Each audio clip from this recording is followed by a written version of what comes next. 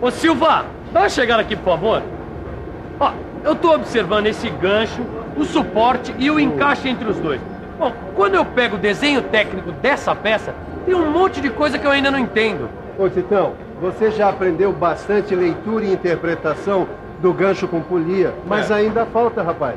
Falta aprofundar algumas partes, né? Precisa exercitar. Silva, mas sabe qual é o problema? É que sozinho, meu... Tem horas que é melhor raciocinar com mais gente, não é isso? Você já observou que você observa melhor as diferenças e sutilezas de uma peça quando você olha para ela de diversos ângulos? Pois bem, é assim com os problemas também. Grande, Silva. Bom, mas o jeito é você me dar uma mão, porque sozinho eu já fui aonde dava. Muito bem, então que tal nessa teleaula de hoje nós começarmos por dois dos componentes do gancho com polia, o gancho e o suporte. Vamos nessa? Hoje você vai se aprofundar na leitura e interpretação dos desenhos técnicos de dois componentes do gancho com polia, o gancho e o suporte. Fique ligado que a nossa teleaula está só começando. Vamos nessa, Titão. Olha, Caio, é melhor a gente dar uma revisada geral antes de ir para aqueles desenhos que você tem dúvidas. Eu também acho, Ananias. Eu vou começar pelas vistas. Esse desenho, por exemplo, ele está representado na vista frontal e na vista lateral esquerda. Mas antes a gente tem que ler com bastante atenção o desenho, a legenda e os símbolos. Eles sempre dão um monte de informações sobre a peça. Isso eu sei, por exemplo, olhando aqui.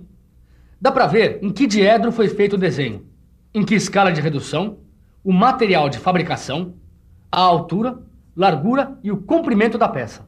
E se a peça tiver elementos arredondados? Eles vão estar indicados com a letra R na frente das cotas. Que tal? Grande, Caio. Olha, errando, acertando, devagar ou depressa, nós estamos indo no caminho certo. E já estamos prontos para fazer a leitura da peça. Vamos lá? Vamos começar pela legenda. O que é que você está sacando da peça? Bom, aqui já indica que o desenho foi feito no primeiro diedro, numa escala de 1:4, e que o material de fabricação do gancho é o aço forjado ABNT 1040. Que é? A referência do tipo de aço segundo a ABNT, Associação Brasileira de Normas Técnicas. Muito bem, Titão. E o que mais está dando para sacar aí, sem olhar o desenho da peça? O que mais? Bom, olhando aqui embaixo, tem o formato e as dimensões da folha em que foi feito o desenho. E o que mais? Logo acima da legenda, Titão. Sim, o afastamento geral. Aqui está dizendo que as medidas obedecem a um afastamento de mais ou menos 1/10 de milímetro. É isso aí, seu Tito. Muito bem. Já vimos a legenda. Agora nós podemos passar para a leitura e interpretação do desenho da peça. Então vamos lá, vamos dar uma boa olhada no desenho da peça. Então vamos lá, observando bem as cotas do desenho, a gente pode saber as dimensões básicas do gancho. Ou seja, altura de 332 milímetros.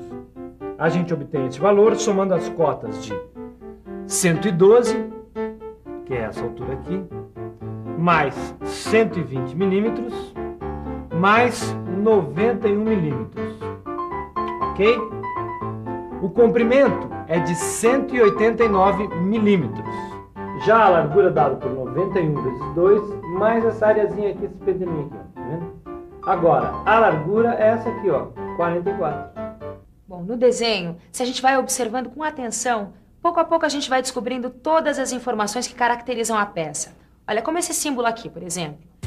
Ele representa o acabamento geral do gancho.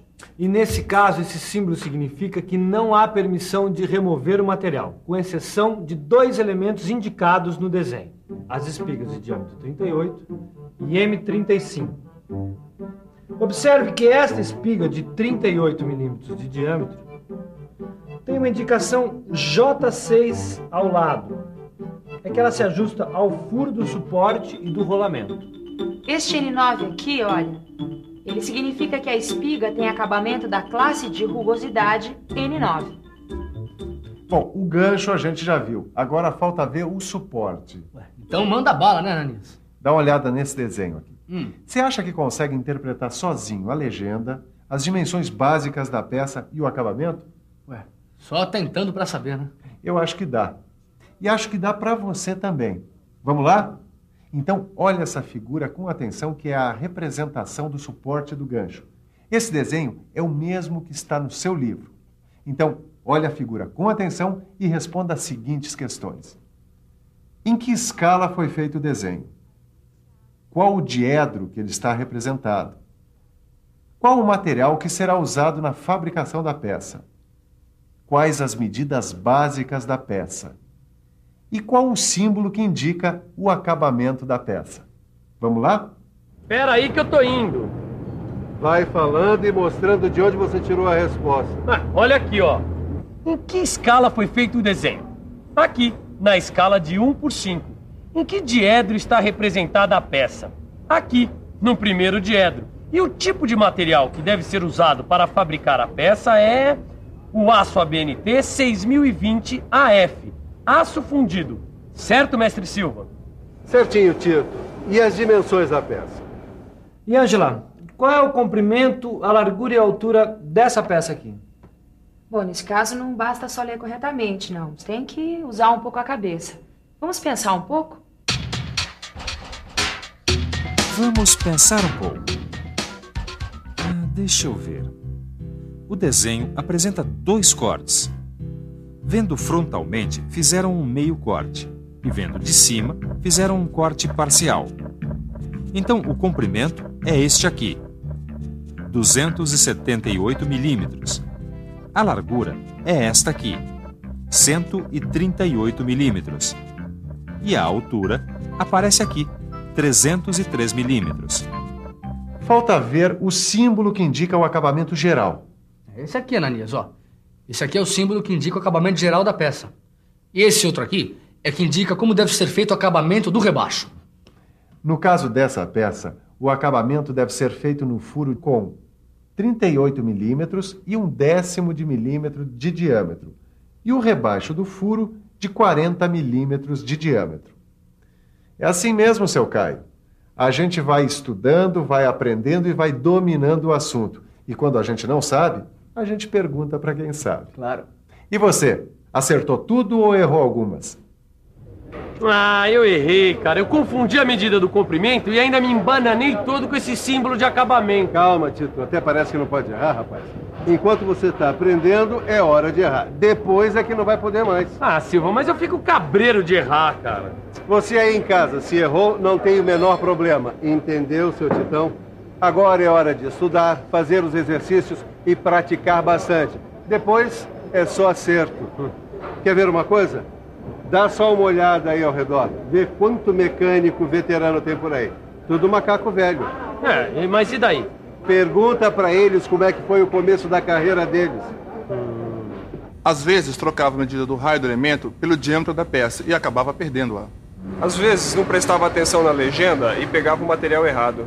Às vezes não lia o sinal de acabamento corretamente e utilizava outro tipo de ferramenta. Isso ocasionava eu perdia a minha peça e tinha que fazer tudo de novo. Miguel, se você fosse falar as qualidades para alguém fazer uma boa interpretação de um desenho técnico, o que é que você falaria? Bom, em primeiro lugar, teria que ter estudado um pouco para ter uma base. Depois, muita atenção e bastante experiência. Experiência a gente só adquire exercitando. Se não praticar, não sai do lugar. Então pegue o seu livro de estudos e lá você vai encontrar essas 2 outras figuras. Aí você exercita a sua atenção respondendo essas perguntas. Qual é o nome desse conjunto mecânico? Em que escala e que diedros estão representadas as 2 vistas? Qual o material da peça? Qual o número de furos passantes? E esse outro desenho aqui? Que peça é essa? Qual é o símbolo que indica o acabamento, a classe de rugosidade das superfícies, tolerância dimensional dos furos laterais? Repare que quanto mais exercício você praticar, maior o número de peças e os tipos de informação que você vai acabar tendo. Não é mesmo, Ângela? É verdade. Então faça os exercícios e confira os resultados no final do seu livro de estudos. Sabe, Caio, a gente tem que tentar fazer as coisas com qualidade, sem nenhum erro. Agora, quando a gente está aprendendo, tem que dar um desconto. Claro. E tem que tentar fazer sem erro. Porque além da qualidade, refazer dá muito mais trabalho. É isso aí.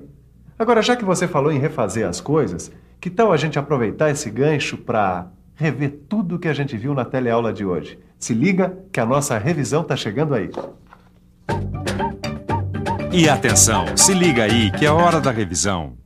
Na teleaula de hoje, você pôde aprofundar mais a leitura e interpretação de 2 dos componentes do gancho com polia: o gancho e o suporte. E aí, Caio? Conseguiu avançar mais um pouco? Ah, as coisas estão ficando cada vez mais familiares. Tem assunto que eu já domino completamente, Ananias. Mas é assim mesmo. E você? Aposto que também já está dominando boa parte disso tudo. Agora, o que não pode fazer é parar. Tem que continuar se exercitando. Ananias. Mas ainda ficou faltando alguns componentes do gancho com polia. Ficou sim. Ficou faltando a polia, a bucha e o pino com cabeça cilíndrica. E esse é o tema da nossa próxima teleaula. Até lá. Tchau. Tchau.